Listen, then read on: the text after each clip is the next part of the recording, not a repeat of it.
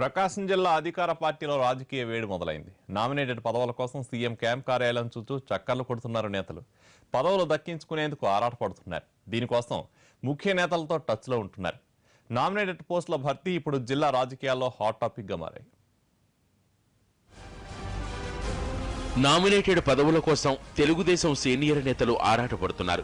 ఎన్నికల్లో ఓటమి పాలైన వారు, ఎన్నికల్లో సీటు దొరక్క నిరాశకు గురైన నేతలు నామినేటెడ్ పదవులు దక్కించుకునేందుకు ప్రయత్నాలు ముమ్మరం చేస్తున్నారు.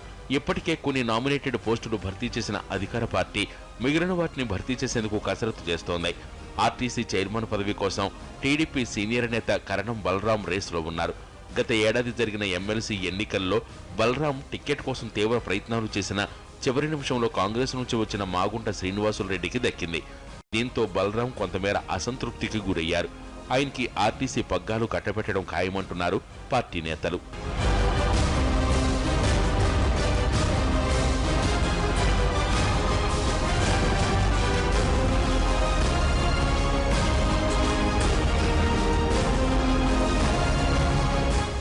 కార్పొరేషన్లలో డైరెక్టర్ల పదవులు దక్కించుకునేందుకు కొందరు తెలుగు తమ్ముళ్లు గట్టిగానే ప్రయత్నం చేస్తున్నారు. వీటితో పాటు జిల్లాలో ఖాళీగా ఉన్న మార్కెట్ కమిటీ చైర్మన్, గ్రంథాలయ చైర్మన్ పోస్టుల కోసం టీడీపీ నేతలు ఎవరికి వారు పైరవీలు చేసుకుంటున్నారు.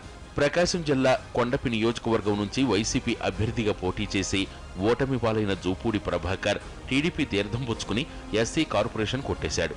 దర్శి మాజీ ఎమ్మెల్యే పాపారావుని హౌసింగ్ కార్పొరేషన్ డైరెక్టర్ పదవి వరించింది.